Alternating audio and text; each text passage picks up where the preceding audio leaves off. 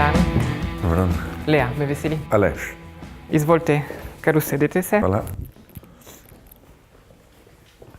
Bomo najprej izpolnili ta formular. Oprostite, kaj je to ime, ki želite, da ga uporabljamo v pogovoru z vami? Pri naši firmi lahko uporabite drugo ime kot tisto, ki je navedeno na vaših dokumentih. Lahko tudi nam poveste, če želite, da uporabljamo drugi zaimki. Zakaj bi pa hotel drug zaimk? V primeru, da se vaš spol ne ujema z spolom, ki vam je bil pripisan ob rojstvu. Kako? Vsem osebam je ob rojstvu pripisan spol. Naša družba reducira pojem spola na dve kategoriji, moški in ženska, pri čemer so genitalije edini in nedvoumni določevalci spola. Takšen način določanja spola se v številnih situacijah izkaže kot nenatančen ali celo napačen. Ljudje namreč ne prepoznavajo razlike med spolom pripisanim ob rojstvu in spolno identiteto. Spolna identiteta je lastno občutanje spola, je notranji kompas, ki omogoča osebi, da ve, katerega spola je. Večino časa je ta občutek neopazen, saj se sklada s spolom pripisanim ob rojstvu in samo potrdi, kar je določila družba. Pri mnogo ljudeh pa ta občutek ni v skladu s tem, kar je družba določila, in to so transspolne osebe. Spola ne določijo genitalije. Lahko imate drug spol kot tistega, ki ga jaz prepoznam. Zato vas vprašam, ker ne morem vedeti, kateri zaimki uporabljate. Vi me sprašujete, če sem travestit? Ne vprašam vas, kaj delate med vikendom, vprašam vas, kdo ste.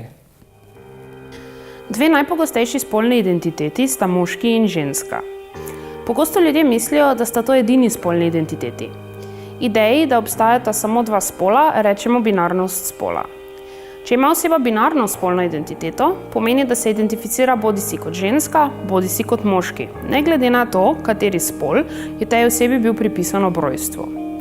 Toda spolna identiteta ni omejena zgolj na dve možnosti.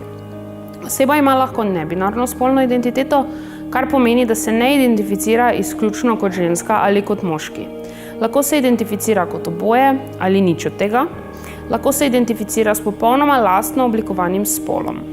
Obstajajo pa tudi aspolne osebe, ki se ne identificirajo z nobenim spolom.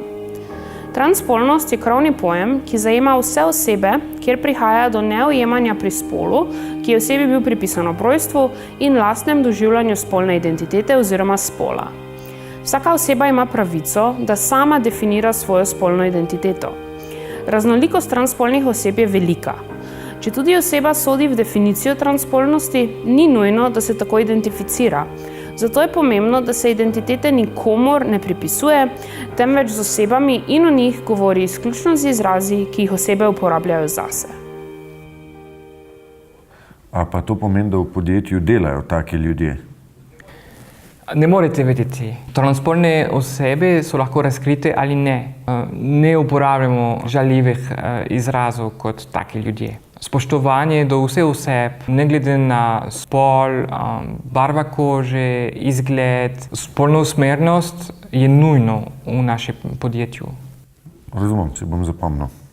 Ustrezno nazivajte. Poslušajte, katere zaimke oseba uporablja zase. Če niste prepričani, kako nazivati osebo, jo lahko vprašate, katere zaimke želi, da uporablja v pogovoru z njo.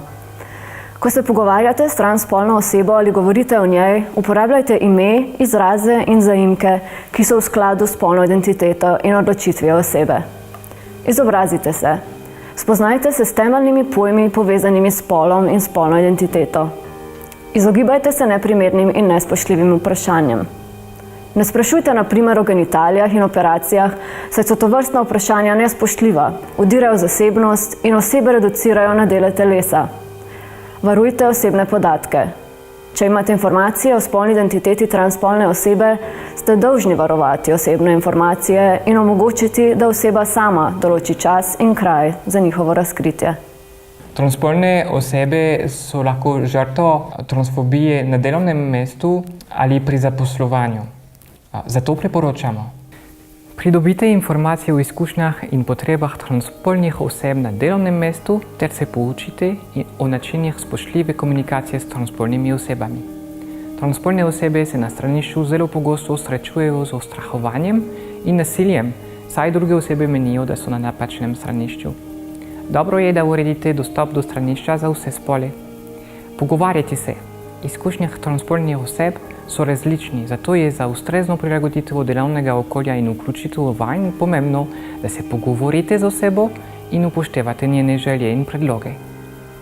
Podpora transspolnim osebam je zato mogoča samo, če začnemo kritično gledati na obstoječe razumevanje spola in smo pripravljeni poslušati in slišati transspolne osebe ter upoštevati njihove potrebe.